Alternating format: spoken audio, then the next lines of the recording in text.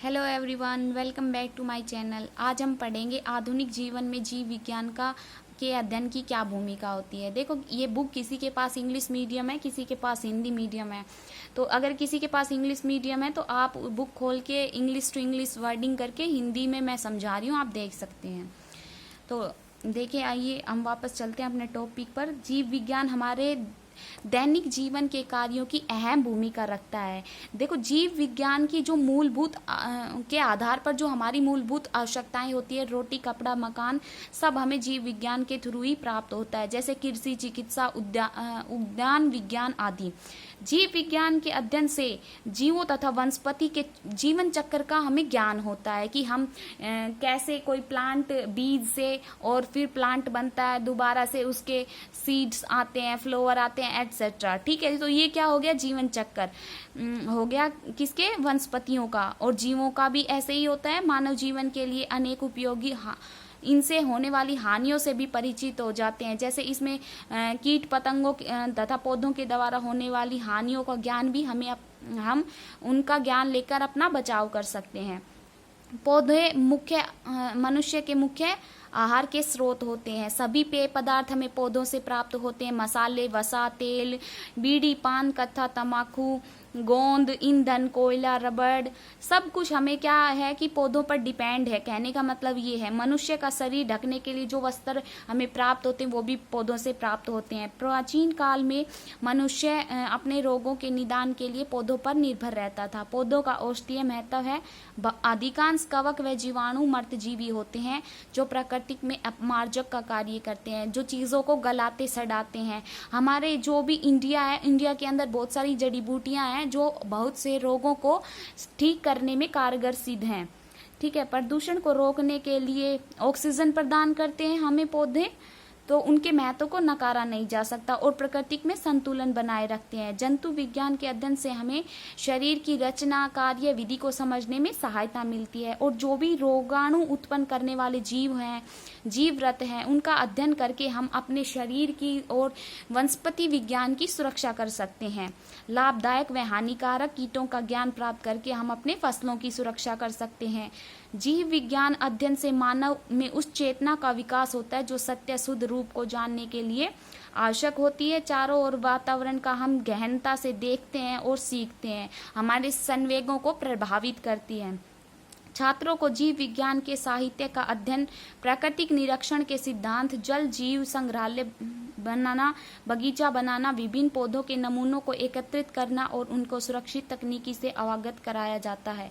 जीव विज्ञान का अध्ययन विभिन्न व्यवसायों के लिए आधार प्रदान करता है। चिकित्सा विज्ञान, पशु विज्ञान, कीट विज्ञान, मत्स्य विज्ञान, दुग्ध विज्ञान, कृषि विज्ञान, इन सभी विज्ञानों के बारे में हम जानकारी हासिल करके हम बहुत सारे धंधे, मतलब कोई भी काम खोल सकते हैं। जैसे पशुपालन हो गया, कीट पालन हो गया, मत्स्य पालन हो गया, दुग्ध डेयरी हो गई, जैसे कृषि पालन हो गया। ऐसे ही हम बहुत सारे काम खोल सकते हैं।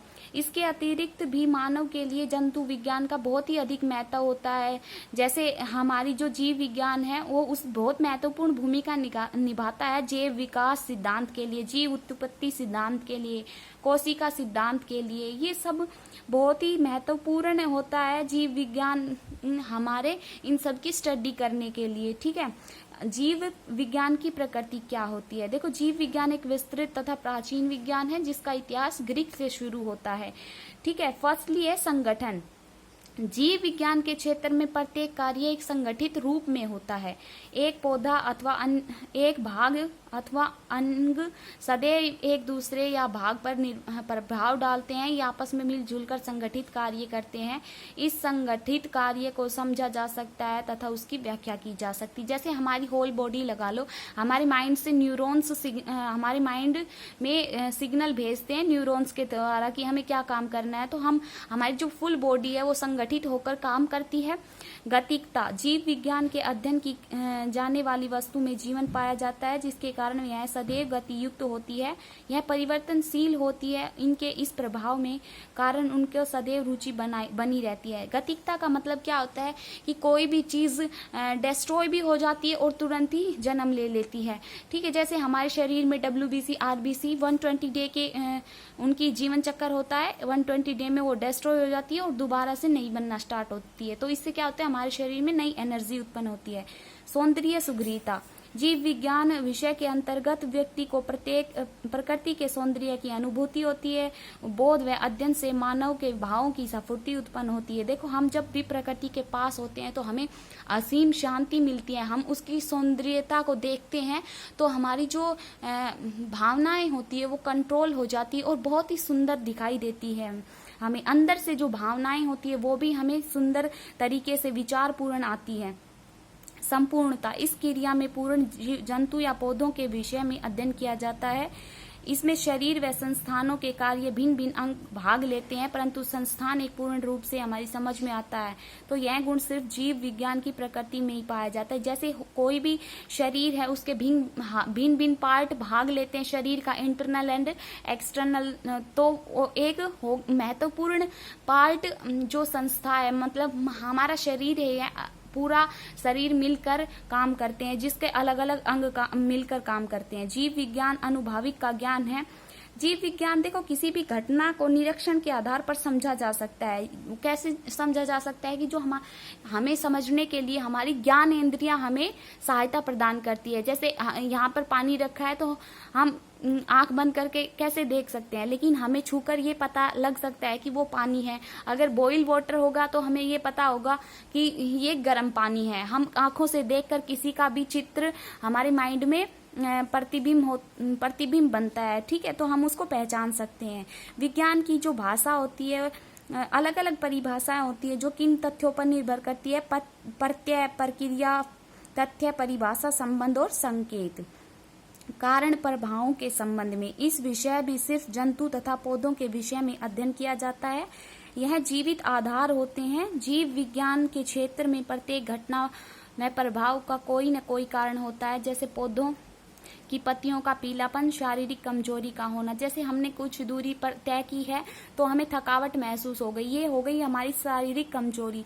और पौधों की पत्तियों का पीलापन, तो इसमें भी पौधों में किसी न किसी चीज की कमी होती है, जैसे आयरन, कैल्शियम। इन सब की पौधों में कमी होने के कारण या तो पीलापन आ जाता है या रेडनेस आ जाती है।